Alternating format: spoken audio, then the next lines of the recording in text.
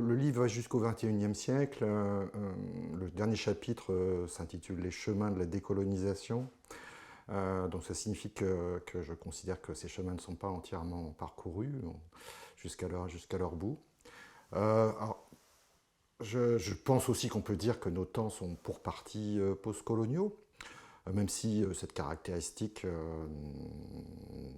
n'épuise pas nos temps présents. Si on considère ne serait-ce que l'actualité française récente, la question du franc CFA, la question des capitaux évadés, des biens mal acquis, les interventions militaires récentes au Sahel de la France, la question de la restitution des œuvres d'art. Tout ça nous renvoie à une post-colonialité réellement présente.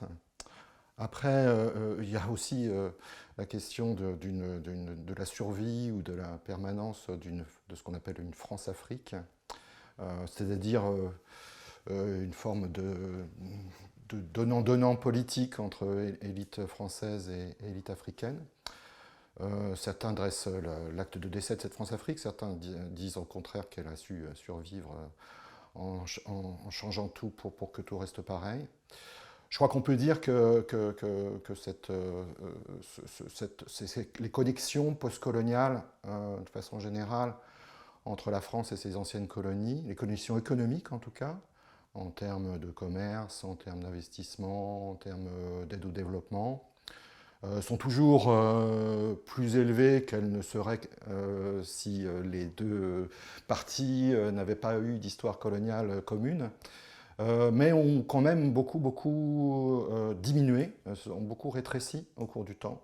Depuis alors, voilà, donc on est un petit peu au milieu du chemin, d'une certaine façon, de cette décolonisation. D'ailleurs, si on regarde le Royaume-Uni et ses anciennes colonies, le constat est à peu près identique, à peu près similaire. Hein. Alors, dans les liens postcoloniaux qui se sont au contraire renforcés depuis la fin de la période coloniale, c'est-à-dire depuis en tout cas les indépendances formelles des pays, il y a évidemment le lien migratoire, donc en dehors de ce dont j'ai parlé juste avant, c'est-à-dire aide au développement, commerce, investissement.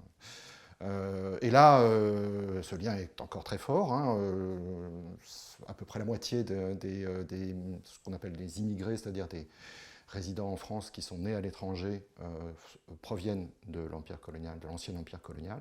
C'est la même chose au Royaume-Uni. Même si au Royaume-Uni, les origines sont moins africaines et un peu plus indo-pakistanaises, hein, mais en tout cas, c'est à peu près la même chose. Voilà. La chose qu'on peut dire aussi, c'est que dans la relation entre la France et son ancien empire, il y a une différence qui a émergé, c'est une différence en termes de population. Au moment de la conquête de cet empire colonial, dans la fin du 19e siècle, mettons en 1870, hein, l'Algérie était déjà une colonie française, mais pas le reste. Le futur empire colonial français du 19e et du 20e siècle faisait 45 millions d'habitants, la France 38 millions. Et aujourd'hui, c'est 450 millions d'habitants du côté de l'ancien empire colonial et 68 millions environ pour la France. Donc l'ancien empire colonial, c'est 10 fois plus qu'avant, et puis la France, c'est un peu moins que 2 fois plus.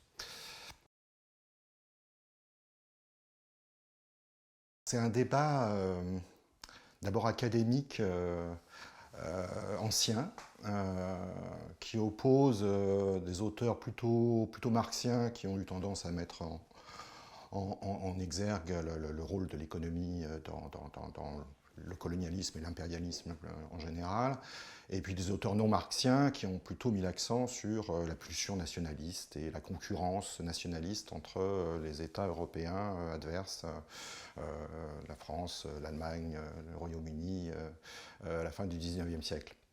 De façon un peu amusante, ce débat a particulièrement intéressé des historiens de Cambridge sur le cas français, qui se sont affrontés sur la composition de ce qu'on appelait à l'époque le parti colonial, qui n'était pas un parti politique, hein, mais qui était partie informelle, plutôt un lobby, disons, colonial, sur la composition, et donc là encore, la vision, disons, marxienne, voyant beaucoup d'hommes d'affaires à l'intérieur de ce lobby colonial, et puis la vision non marxienne, voyant plutôt d'autres professions et des lobbyistes plutôt politiciens, plutôt poussés par la passion nationaliste. Alors, moi, je dirais qu'il n'y a pas vraiment d'incompatibilité entre ces deux thèses. C'est un peu le thème, de mon livre. On va y revenir, je pense, mais l'Empire était bon marché, et était bon marché en particulier pour les capitalistes français, qui n'avaient pas grand-chose à payer pour s'établir ou mettre le pied dans les colonies françaises. Pour l'essentiel, c'est l'État métropolitain français qui a assumé l'essentiel du coût de la conquête, puis des infrastructures de départ, hein, notamment les chemins de fer, par exemple. Et donc, le capitalisme français n'avait pas de raison particulière d'être spécialement réticent, ni spécialement moteur. Il n'avait qu'à attendre qu'on lui ouvre les portes, et c'est ce qu'il a fait. C'est ce qu'il a fait assez largement. Alors, il y a en particulier, par exemple, deux discours de Jules Ferry qui paraissent aller dans un sens et puis dans l'autre. Un discours de Jules Ferry qui était l'un des grands promoteurs de la politique coloniale de la France à la fin du XIXe siècle, au début de la Troisième République. Il y a un discours qui dit la politique coloniale fille de la politique industrielle, donc avec l'idée que les colonies allaient fournir de grands débouchés manufacturiers. Et puis un autre discours qui dit de toute façon, si vous ne pouvez pas être contre la conquête coloniale, parce que si on n'y va pas, eh bien, vous aurez l'Allemagne à Madagascar, l'Italie en Tunisie, etc., etc. Donc je pense que de façon assez générale, le capitalisme français, même les hommes politiques français, n'avaient à peu près aucune idée des profits qui allaient pouvoir être tirés des colonies à ce moment-là. Mais ils se sont convaincus que des conquêtes préemptives, hein, c'est le mot de Frederick Cooper, l'historien américain, étaient nécessaires, des fois que, si d'aventure, ces colonies, ces territoires pouvaient générer beaucoup de profits. Et donc on s'est engagé, le capitalisme s'est engagé dans cette aventure, sans difficulté. Il faut rajouter le rôle des économistes de l'époque, économistes saint-simoniens, libéraux, hein, puisque les économistes marxistes sont venus après la bataille, d'une certaine façon. On peut prendre le plus célèbre d'entre eux à l'époque, qui n'est plus tellement célèbre aujourd'hui, mais qui était professeur au Collège de France, qui avait la chaire d'économie politique au Collège de France, Paul Leroy-Beaulieu, et qui, dans un livre qui va devenir un best-seller, de la colonisation chez les peuples modernes, va défendre exactement la politique de Jules Ferry. Et ces économistes, qui sont pourtant héritiers de la tradition libérale, et donc, en fait, opposé à l'ancien colonialisme mercantiliste, esclavagiste, etc., vont se convertir assez largement à l'idée d'un colonialisme libéral, propagateur du doux commerce, ce qu'on appelait la civilisation à l'époque. Et d'ailleurs, ces économistes, soit dit en passant, sont peut-être un petit peu à la différence de pas mal d'économistes aujourd'hui, on peut l'espérer, mais c'est pas toujours sûr, étaient très largement aussi impliqués dans les affaires coloniales. Hein. Paul Leroy-Beaulieu avait des plantations en Tunisie et était aussi intéressé par les exploitations minières tunisiennes. Bon, ensuite, ce qu'il faut voir enfin, hein, je veux dire, sur le rôle du colonialisme dans l'économie française, c'est quand même que ce rôle est quand même limité. Hein. En définitive, dans les actifs, si on regarde la fin du 19e siècle, si on regarde la Belle Époque, hein, c'est-à-dire avant 1914, le poids des actifs proprement coloniaux dans les actifs étrangers investi par le capitalisme français dans l'ensemble du monde, c'est seulement 10%, c'est seulement un dixième. Ça veut dire que le colonialisme est d'une sorte de manière une sous-partie de l'impérialisme français, et de ce point de vue-là, les économistes marxiens vont mettre l'accent largement sur l'impérialisme. Lénine, l'impérialisme, stade suprême du capitalisme. Et le colonialisme n'en fait qu'une sous-partie, et finalement une sous-partie mineure par rapport au fait que le capitalisme français de la fin du 19e, début du 20e, investit tous azimuts en Europe de l'Est, en Europe du Sud, en Amérique latine, etc., qui ne sont pas des colonies de la France.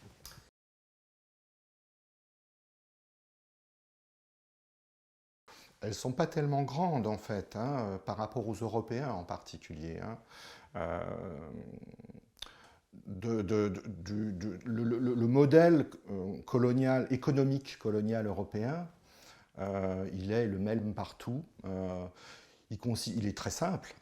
Il consiste à forcer l'ouverture commerciale de petits territoires pauvres et encore isolés du commerce mondial. Les forcer à rentrer dans ce commerce mondial en déverrouillant le verrou de l'accès, donc des infrastructures permettant d'acheminer des productions exportables, agricoles ou minières, et donc en stimulant ensuite l'économie, espère-t-on, via l'augmentation des exportations, l'élévation du revenu des colonisés, et qui rendrait ces colonisés des consommateurs à la fois reconnaissants de l'élévation de leurs revenus et solvables pour les produits manufacturés français. Ce modèle, il est commun à l'ensemble des colonisateurs, qu'ils soient britanniques, français, néerlandais, etc. etc. Il faut rajouter un élément supplémentaire dans le cas des colonies dites de peuplement, c'est-à-dire dans le cas français les colonies du Maghreb, où là on a l'installation de colons français qui, à travers l'accaparement des meilleures terres, vont eux-mêmes se charger de transformer ces économies en économies exportatrices de blé, de vin, d'agrumes, de blé et de vin, assez largement. Et du coup, le modèle va être aussi un modèle de commerce entre Français, d'une certaine façon, des colons français d'Algérie qui importent des automobiles, de la vaisselle ou que sais-je, et puis qui exportent du blé et du vin, comme je l'ai déjà dit. Mais à ce titre-là, l'Afrique du Sud britannique n'est pas différente du tout. Donc là encore, il n'y a pas de spécificité. Si on veut vraiment chercher une spécificité économique du colonialisme français, elle est mineure, mais de second ordre, mais elle est dans le fait que si on regarde par exemple à la fin des années 30 les investissements britanniques et les investissements français en Afrique, il y a un peu plus d'investissement public français. D'une certaine façon, l'investissement public s'est substitué un peu plus fortement à l'investissement privé du côté français par rapport aux Britanniques, ce qui n'est pas nécessairement surprenante compte tenu des caricatures qu'on a sur les différences institutionnelles entre la France et la Grande-Bretagne.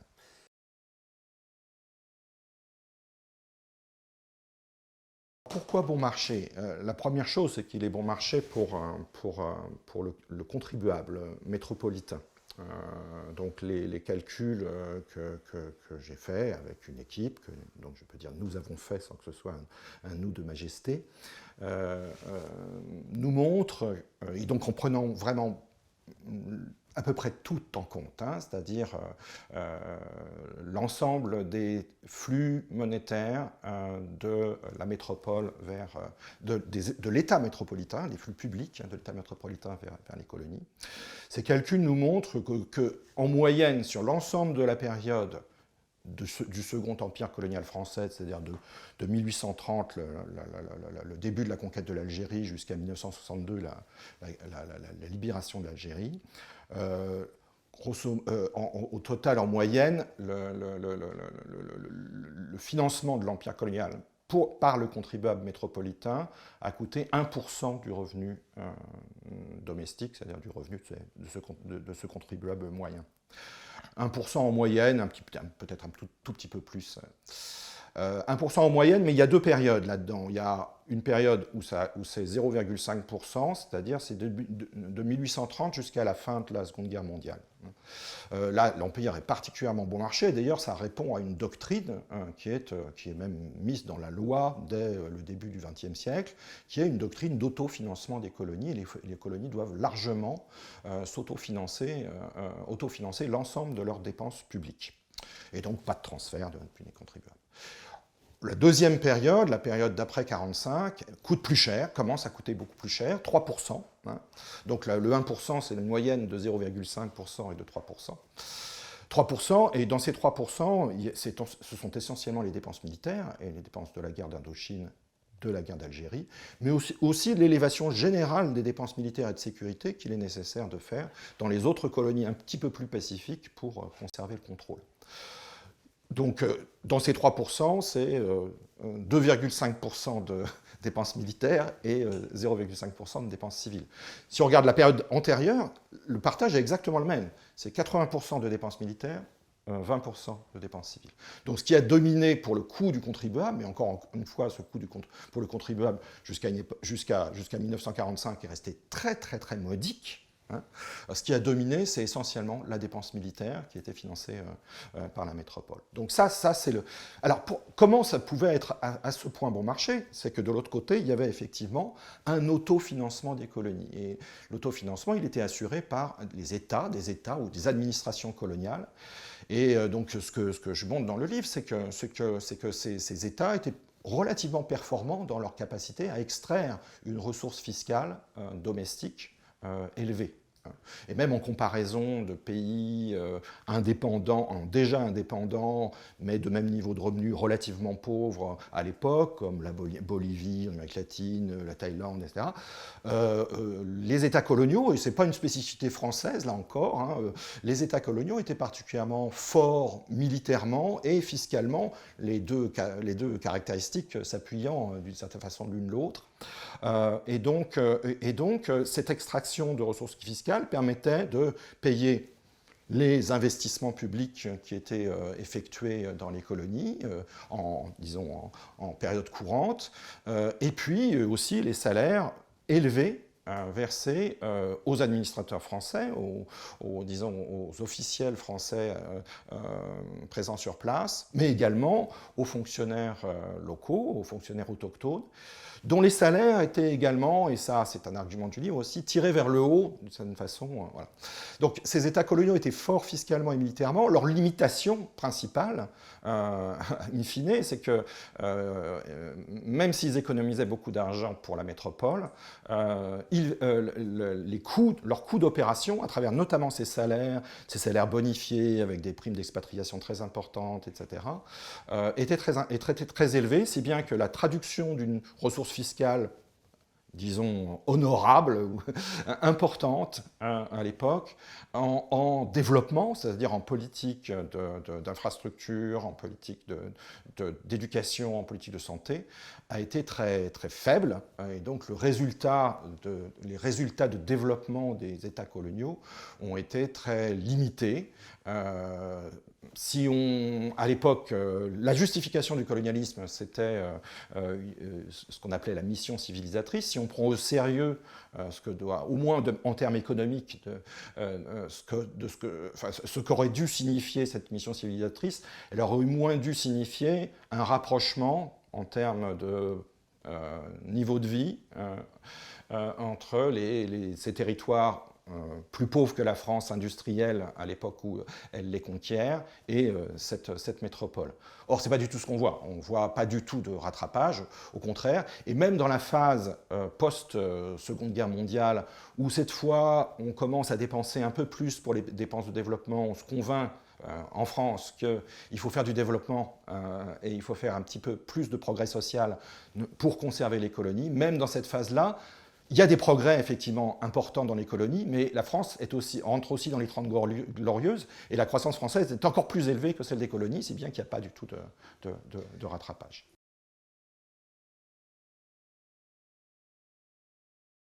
Il faut distinguer les investissements publics et les investissements privés.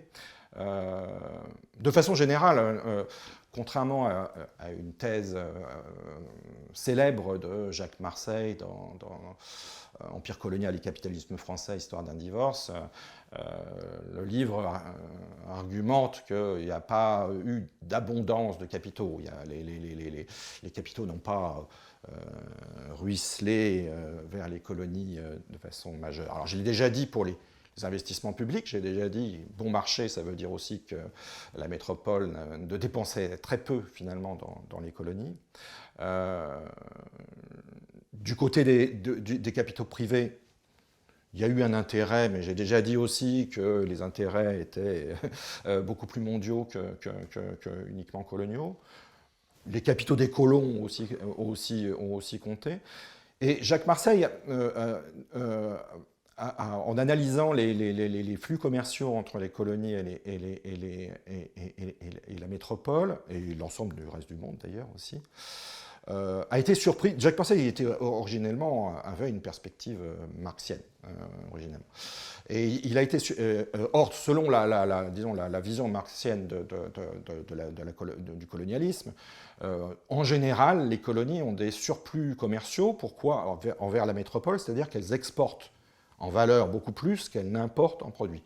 C'était vrai évidemment dans le cas des économies esclavagistes comme Saint-Domingue, actuelle Haïti, où évidemment des esclaves, le pouvoir d'achat des esclaves pour importer des biens de la métropole était très bas, et au contraire le sucre ou le café qu'on exportait était très profitable et à grande valeur. Et donc Jacques Marseille est très surpris de constater que dans le cas des colonies françaises, contrairement d'ailleurs encore à l'Inde britannique ou contrairement à l'Indonésie néerlandaise, les colonies françaises sont en déficit commercial. C'est-à-dire qu'au contraire, elles importent plus qu'elles n'exportent vers le reste du monde et vers la France. Et donc, surpris de cela, il va finalement complètement changer sa lecture du colonialisme. Il l'explique dans son livre en disant, eh bien non, les colonies n'ont pas été drainées de leur capital, n'ont pas été par la colonisation. Au contraire, elles ont reçu, étant donné ce déficit commercial, il a bien fallu, pour compenser ce déficit commercial, des flux de capitaux importants en sens inverse pour compenser ce déséquilibre commercial. C'est ce qu'on appelle l'équilibre de la balance des paiements. Là où Jacques Marseille fait erreur, c'est que, j'ai déjà parlé des dépenses militaires, c'est que les dépenses militaires, qui pour le coup vont bien de la métropole vers les colonies, suffisent en réalité à combler le déficit commercial. Or, Jacques Marseille a complètement fait l'impasse sur ces dépenses militaires, qui sont des dépenses militaires courantes et qui ne sont pas du tout des flux de capitaux. Voilà. Donc c'est là que l'erreur tient. Alors, quels sont... Et donc, au bout du compte, quand on rétablit les comptes, on se rend compte que ce qui a dominé, c'est plutôt des flux de retour de capitaux des colonies vers la France, c'est-à-dire que le solde est plutôt dans ce sens-là, et finalement les choses reviennent dans l'ordre des marxiens d'une certaine façon, c'est-à-dire les colonies françaises ressemblent à l'Inde britannique, ressemblent à l'Indonésie néerlandaise. Donc, il est difficile de savoir, on demande quels sont les bénéficiaires. Le problème, c'est que c'est encore assez difficile de le savoir. On sait que les flux rentrants vers la métropole ont dominé, mais ces flux sont composites. À l'intérieur de ça, il y en a les pensions de retraite des fonctionnaires qui sont payées par les États coloniaux, qui sont rentrés en France, s'installer sur la Côte d'Azur. On a aussi des rapatriements d'épargne des colons, par exemple des colons d'Algérie, qui eux aussi se construisent éventuellement une maison en France, pas tous, mais enfin, en tout cas ceux qui l'auront fait au moment en 62 quand ils en profiteront. On a de façon générale des versements de dividendes de la part des entreprises coloniales établies dans les colonies, qui sont parfois des filiales de grandes entreprises françaises, qui versent des dividendes à des actionnaires situés en majorité en France, mais éventuellement en Suisse ou ailleurs. Et puis on a plus simplement des rapatriements de profits, etc. Donc tout ça est mélangé. Tout ce qu'on peut dire, c'est que oui, c'est pas le contribuable français. Le contribuable français, c'est pas le contribuable français en général qui a bénéficié de l'empire colonial. C'est un certain nombre de catégories, des hauts fonctionnaires qui sont passés par les colonies, des actionnaires des entreprises coloniales, celles qui n'ont pas fait faillite, parce qu'il y a eu beaucoup de faillites et beaucoup d'échecs aussi, et puis des colons, des riches colons, pas tous les colons, hein, pas tous les pieds noirs, il y avait des très pauvres pieds noirs, hein, type Albert Camus, qui ont bénéficié, et cette richesse, eh ben, elle est revenue vers la France. Mais encore une fois, l'empire colonial en tant que tel, à la Belle Époque, ça représente 2% de la richesse mobilière, donc même hors terre, hors logement en France.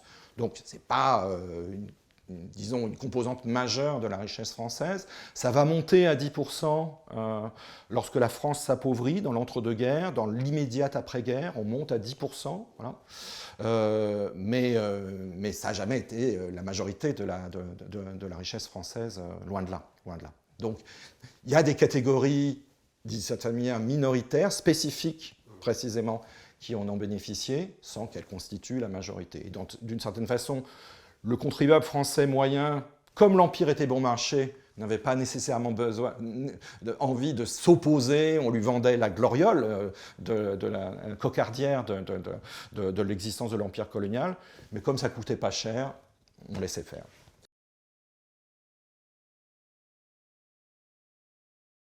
Une seconde partie de la thèse de Jacques Marseille, c'est la thèse du divorce. Donc, c'est le sous-titre de son livre, Histoire d'un divorce.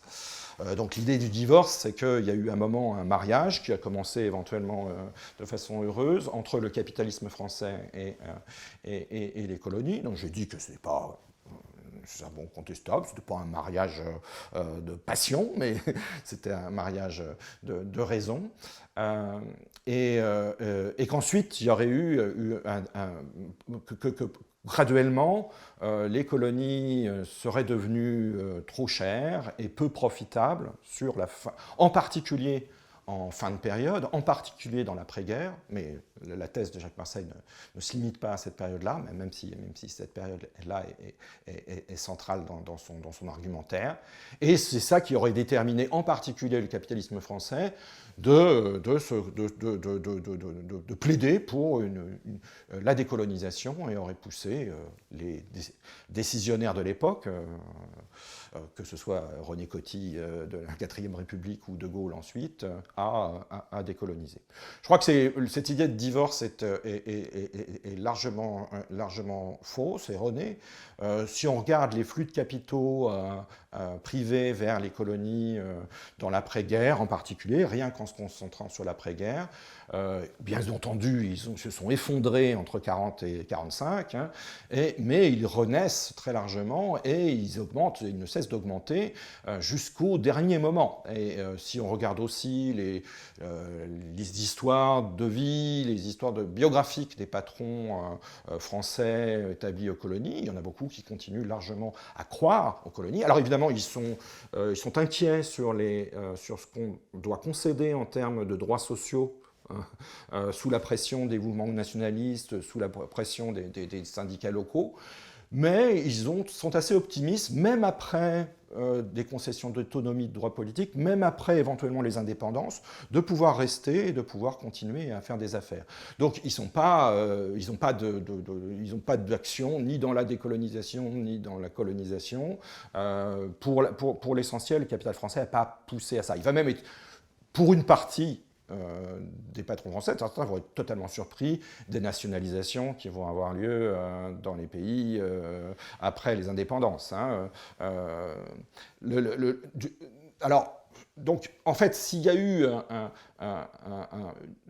une forme de soulagement de la concession des indépendances, c'est que, comme je l'ai dit tout à l'heure, d'une part, les guerres finissaient par coûter quand même très cher, hein, en particulier la dernière, la guerre d'Algérie, hein, on arrivait à 3% du PIB français, c'était quand même cher à payer. Et puis le monde avait changé, et, en dehors du coût financier, le coût symbolique, l'opprobre international à conserver des colonies était devenu instable. Donc il y a eu finalement une forme de soulagement, mais ce qu'on a économisé, ou ce que les capitalistes français ou les contribuables métropolitains ont économisé, c'est plutôt ce que ça aurait coûté s'il avait fallu rester. C'est-à-dire que c'est un coût anticipé, d'une certaine façon. Hein. C'est-à-dire que, évidemment, s'il s'était agi de conserver l'empire colonial français, dont j'ai rappelé la taille démographique tout à l'heure, actuelle en tout cas, dans le giron, hein, de la même manière qu'aujourd'hui, les restes de l'empire du premier ou du second empire colonial français, c'est-à-dire les Antilles, la Réunion, la Nouvelle-Calédonie, etc., qui sont des petits territoires en proportion démographique au moins par rapport à la métropole, s'il avait fallu garder l'Algérie, etc., évidemment les coûts en termes d'égalisation des droits sociaux, auraient été élevés. Les transferts actuels entre la métropole et, que sais-je, la Nouvelle-Calédonie, la Réunion, sont importants, mais ils ne coûtent pas cher parce que les territoires sont petits. Évidemment, il fallait faire les mêmes transferts. Voilà. Donc on a économisé par anticipation, d'une certaine façon. Voilà. Et on s'est arrangé, en tout cas pour un certain nombre de pays à qui on n'avait pas fait trop la guerre, on s'est arrangé pour transformer cet empire colonial formel en une sorte d'empire informel, hein, on pourrait dire. C'est un terme notamment utilisé récemment par David Todd pour l'empire, le début du 19e siècle français. Un empire informel qui va être ce dont je parlais tout à l'heure, c'est-à-dire la France-Afrique, hein, c'est-à-dire une façon de conserver l'influence politique, mais aussi la présence économique française, qui finalement coûtera pas cher non plus. Et donc on transforme un empire bon marché qui aurait pu devenir cher en un empire formel bon marché qui aurait pu devenir cher, en un empire informel de nouveau bon marché et finalement avantageux, encore une fois pour des catégories minoritaires dans la société française, mais qui vont en bénéficier.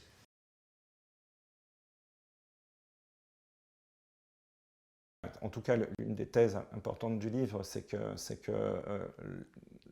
l'un des héritages sur lesquels on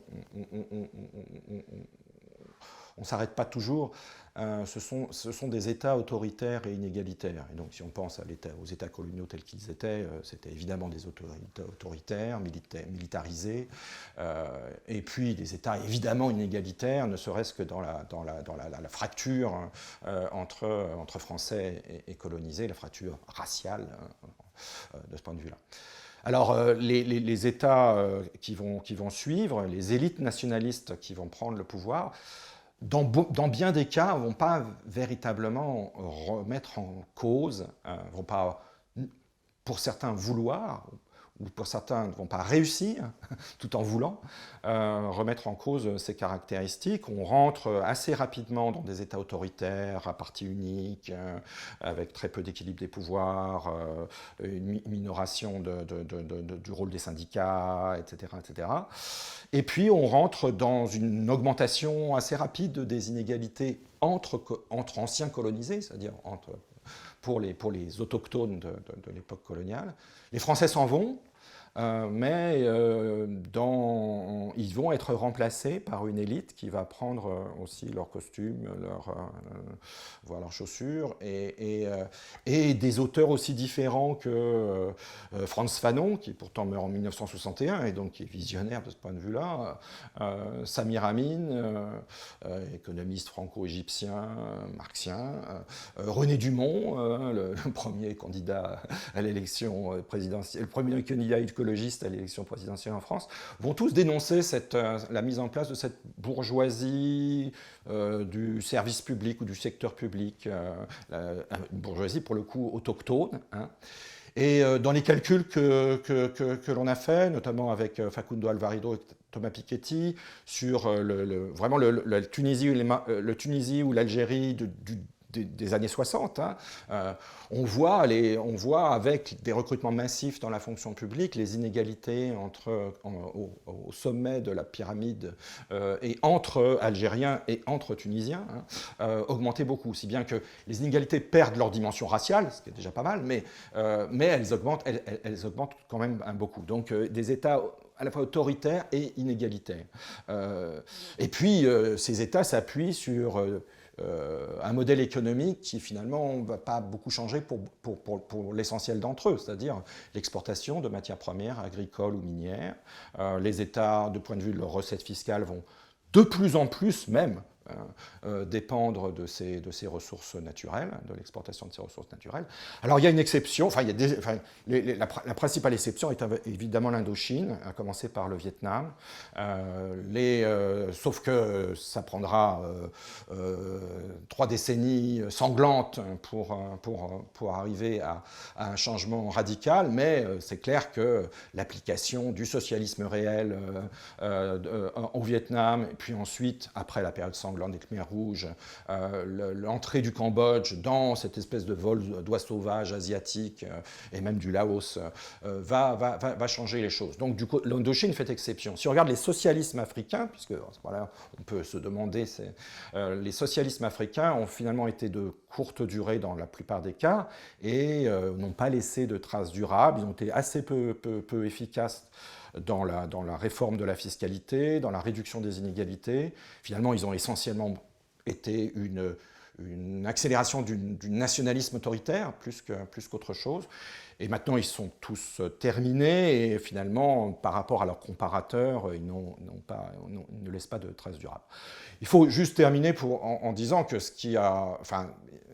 pour ne pas jeter uniquement mettre la responsabilité uniquement sur les élites des pays, c'est que le monde lui-même, dans l'immédiate après la vague des décolonisations dans les années 60, n'a pas changé autant que certains l'espéraient, que ces élites nationalistes l'espéraient. Un nouvel ordre mondial n'a pas émergé, et même un monde un peu plus égalitaire que les globalistes français, américains, qui ont plaidé pour la création de l'Organisation des Nations Unies, etc., rêvaient, même des gens comme Raymond Aron, ce monde plus global et plus égalitaire n'a pas non plus émergé. L'Organisation des Nations Unies a promu finalement la souveraineté de nations isolées et les États africains qui sont issus de la décolonisation française ont été largement balkanisés. Ce sont devenus tous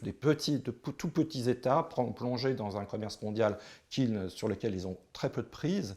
Et donc le chemin véritablement d'une transformation des États coloniaux en des États moins autoritaires et moins inégalitaires était aussi difficile et l'est toujours.